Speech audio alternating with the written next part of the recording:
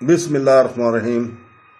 دوستو، بھائیوں، بہنوں، آج ہم سوانح حیات حضرت ام حرام بن ملحان بنت ملحان کی زندگی کے بارے میں بتا رہے ہیں، بیان کر رہے ہیں۔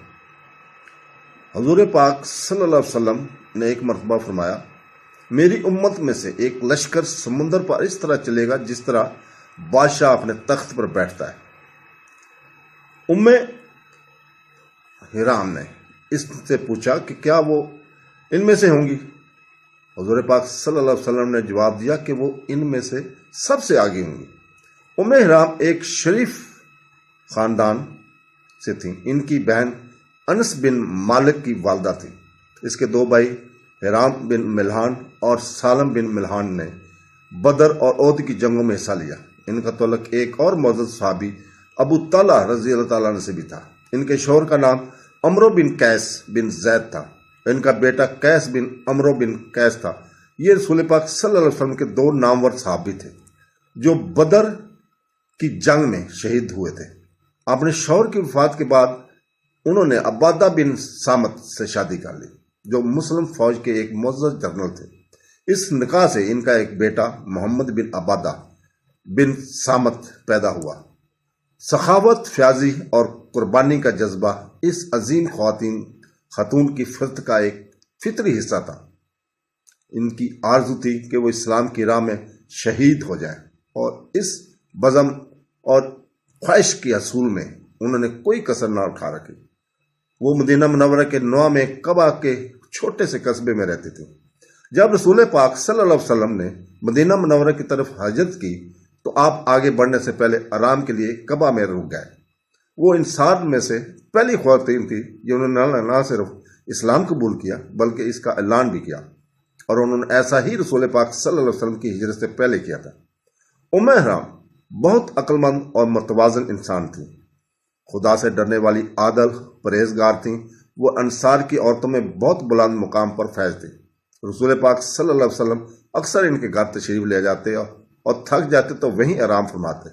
جب بھی رسول پاک صلی اللہ علیہ وسلم ان کے مقام پر رکتے تو وہ آپ کی موجودگی کا شکر ادا کرتی اور آپ کی خدمت کو سب سے بڑا اعزاز سمجھتے تھے۔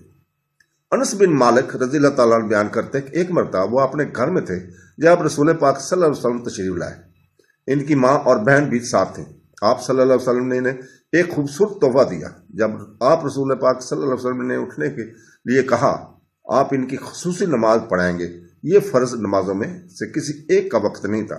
نماز کے بعد اللہ تعالیٰ سے دعا کی کہ وہ لاحقین کو دنیا اور آخرت دونوں میں برکت عطا فرمائے۔ ان کے شوہر عبادہ بن صامت ان تینوں وفود کے رکن تھے جنہیں ہجرت سے پہلے مکہ مکرمہ جا کر اللہ اور ان کے رسول سے ذاتی طور پر بیعت کرنے کا اعزاز حاصل تھا۔ وہ ایک مثالی شوہر اور باپ تھے۔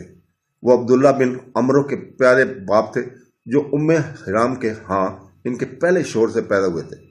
وہی محبت اور دیکھ بھال اور انہوں نے اپنے بچوں کی دی جو انہوں نے اپنی بیوی کے سابقہ شادی کے بچوں کو دی تھی۔ محمد بن عبادہ اس وقت جماعت کے رکن تھے۔ جب مسجد اقصی سے کعبہ کی طرف نماز کے لیے قبلہ کا رخ تبدیل کرنے کی آیات نازل ہوئی، اس طرح انہیں اس نماز میں دونوں قبلوں کی طرف منہ کرنے کی سعادت حاصل ہوئی۔ ام حرام سے منسوب روایت ہے کہ رسول پاک صلی اللہ علیہ وسلم کے قابل ذکر صحابہ نے نقل کیا کہ جیسے عبادہ بن صامت، انس بن مالک، عمیر بن اسود، عطا بن یاسر اور یالا بن شادات بن اوس رسول پاک صلی اللہ علیہ وسلم کے لیے محبت کے احترام اور تعظیم کے جذبات ام حرام کے دل میں تقریباً کمال کی چوٹی کو پہنچ چکے تھے۔ جب بھی وہ ان کے گھر یا ان کی بہن ام سلیم کے گھر جاتے تو ان کی خوشی کی کوئی انتہا نہ رہتی۔ وہ اس کے لیے خاص پکوان تیار کرتی اور ان کے لیے آرام کے لیے آرام دہ بستر کی انتظام کرتی۔ ماحول ایسا تھا کہ آپ صلی اللہ علیہ وسلم بھی جب آپ کو پکارتے تو حقیقی سکون اور خوشی کا احساس ہوتا۔ جب ان سے پوچھا گیا کہ کیا ان کے گھر اتنی کثرت سے آنے کی کوئی خاص وجہ ہے تو انہوں نے جواب دیا کہ جب سے انہوں نے اپنے دو بھائیوں کو جنگ بزم میں شہید ہوتے دیکھا ہے تب سے مجھے اس خاندان پر بڑا ترس آتا ہے۔ تب سے انہوں نے کہا کہ وہ اس کی ضروریات کو دیکھنے اور اسے تسلی دینے کے لیے اس سے ملنے آئے۔ انصار اپنے جذبہ احساس، سخاوت اور مہمان نوازی کے لیے مشہور تھے، اور ام حرام اس جذبے کی ایک مجسم تصویر تھی۔ قرآن مجید کے الفاظ میں اس روح کی تصویر کی گئی ہے۔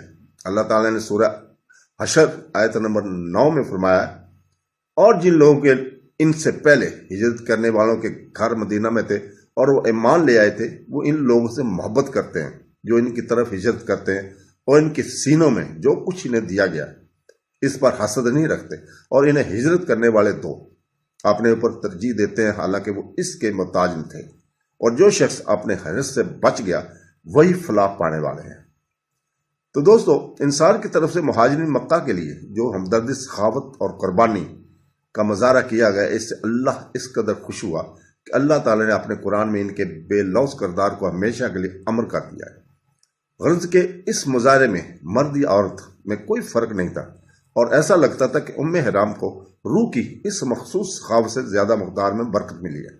یہ خاندان خوش قسمتی تھا کہ آپ صلی اللہ علیہ وسلم کا فیض اور خیر خواہی ہے۔ اس سے زیادہ دنیا میں کیا مانگ سکتا ہے؟ جب ان کا انتقال ہوا تو ان کے غیر معمولی خدمات کے لیے بہت خوش تھے۔ عثمان بن عفان کے دور خلافت میں 27 ہجری کے بعد معاویہ بن ابو سفیان کو جزیرہ قبرص کو فتح کرنے کی اجازت دی۔ وہاں تک پہنچنے کے لیے بحری فوج تیار تھی۔ اسلامی تاریخ میں یہ پہلا موقع تھا کہ ایسا اقدام اٹھایا گیا۔ عبادہ بن سامت رضی اللہ تعالیٰ عنہ کے ساتھ ان کی بیوی ام حرام بھی تھی۔ جنرل معاویہ کو بیوی فاختہ بنت قردہ کے ساتھ عمیر بن اسود انسی لکھتے ہیں کہ میں عبادہ کے پاس گیا جو حماس کے ساحلی علاقے میں مقیم تھا۔ اس کی ملاقات ام حرام رضی اللہ تعالیٰ عنہ سے ہوئی، جنہوں نے بتایا کہ انہوں نے رسول پاک صلی اللہ علیہ وسلم کو یہ فرماتے ہوئے سنا ہے کہ آپ کی امت میں سے کچھ لوگ جہاد کے لیے سمندر میں سفر کریں گے۔ انہوں نے ان سے پوچھا کہ کیا وہ ان میں سے کوئی ہوگی، اور انہوں نے اس بات میں جواب دیا وہ واقعی اس پر خوش ہوئی کیونکہ جہاد میں حصہ لینے کی اس کی شدت خواہش تھی۔ اللہ کے فضل سے مسلمانوں کی فتح حاصل ہوئی۔ سمندر کے سفر کے بعد ام حرام خشکی سے سفر کرنے کے لیے ایک خچر پر سوار ہو، لیکن بدقسمتی سے خچر کو کسی چیز سے خوف آیا اور وہ نیچے گر گئی۔ اسے گردن پر شدید چوٹ آئی جس کی وجہ سے ان کی جان چلی گئی۔ اس طرح وہ شہادت پا گئی جس کی وہ ہمیشہ خواہش کرتے تھے، اور قبرص میں دفن ہوئی۔ ام حرام واقعی ایک خوش نصیب خواتین تھیں۔ ان خواتین صحابیوں میں سے تھیں جنہوں نے اسے بحری مہم میں حصہ لیا اور شہادت پائی، اور اپنے آپ کو جنت میں اپنے مقام کے بارے میں رسول پاک صلی اللہ علیہ وسلم کی بشارت کے لائق ثابت کیا۔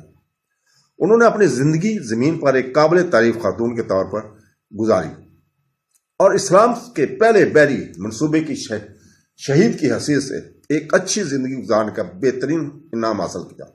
اللہ تعالیٰ نے سورہ مریم میں آیت 8 میں فرمایا، ان کا صلہ ان کے رب کے پاس بسنے کے باغات ہیں جن کے نیچے نہریں بہتی ہیں، ان میں ہمیشہ رہیں گی۔ اللہ ان سے راضی ہوا اور وہ اس سے راضی ہوئے۔ یہ صلہ اسی لیے ہے جو اپنے رب سے ڈرے۔ تو دوستو، اللہ تعالیٰ ہمیں قرآن، حدیث اور اپنے پیغمبر کے صحابی اور صحابیات کی زندگی کو پڑھنے کی توفیق عطا فرمائے۔ آمین ثم آمین۔ اللہ حافظ۔